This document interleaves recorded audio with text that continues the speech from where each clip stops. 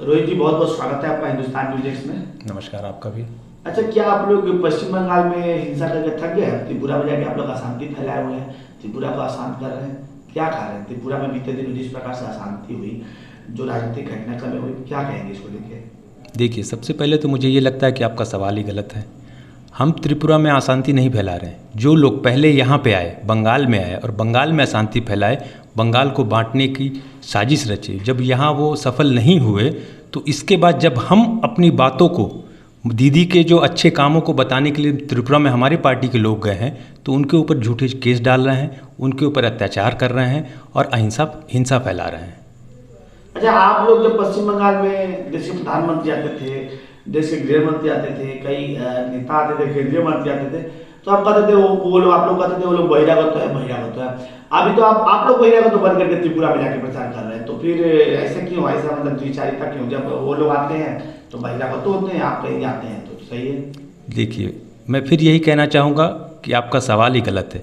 हम जो बहिरागत कहते थे वो पर्सनली उनको नहीं कहते थे, उनके विचारों को बहिरागत कहते थे, और वो सिर्फ हमारे बंगाल के लिए नहीं था, वो पूरे हिंदुस्तान के लिए जो उनके विचार थे वो गलत थे। विभाजन करना, बांटना, आपस में लड़ाना, इस विचारधारा को हम बहिरागत मानते हैं। और रही बात त्रिपुरा में जाने की या देश में कहीं भी जाने की, तो हमारा पूरा देश एक है।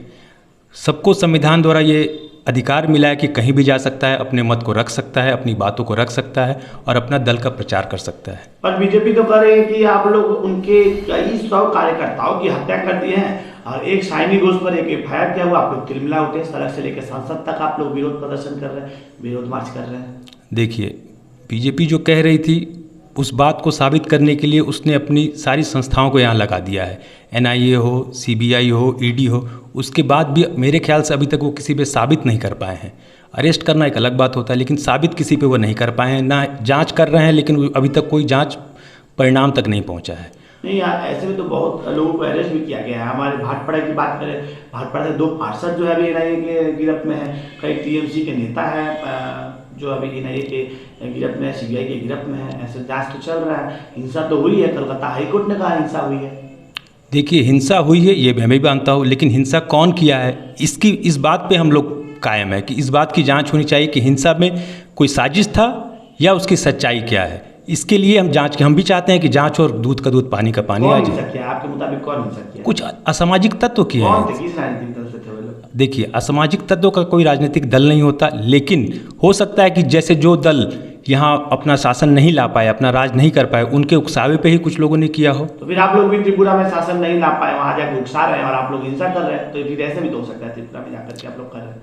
तो इस बात की भी जांच हो जाए तो उसे इतनी जल्दी बेल क्यों मिल गया, और इस बात की भी जांच हो जाए। हम तो जांच के लिए हमेशा तैयार हैं, लेकिन जो हो रहा है वो आपके सामने हो रहा है।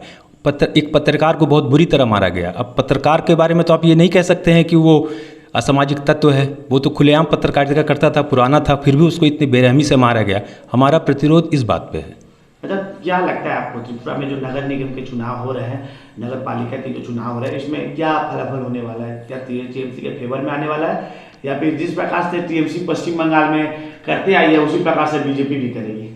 देखिए, पश्चिम बंगाल में जो टीएमसी करते आई है वो काम अगर बीजेपी वहाँ करती तो उन्हें इतने डरने की ज़रूरत नहीं थी, क्योंकि पश्चिम बंगाल में दीदी ने हमेशा विकास का काम किया है। लोगों के पास पहुँच के हर गरीब के दरवाजे तक राशन पहुँचाना, कन्याश्री देना, स्वास्थ्य साथी देना, इसका इतना अच्छा असर पड़ा है जिसकी वजह से ही हमारी सरकार आई। अगर बीजेपी को लगता है कि वो इतनी अच्छी कार्य कर रही है तो उन्हें परेशान होने की कोई ज़रूरत ही नहीं है। परिणाम आपके अनुकूल आने वाला है? परिणाम हमारे अनुकूल ही आने वाला है। सारी देश की जनता देख रही है कि दीदी का काम क्या है, और त्रिपुरा चूँकि हमारा सटा हुआ राज्य है, इसलिए वहाँ इसका असर और जल्दी जाता है।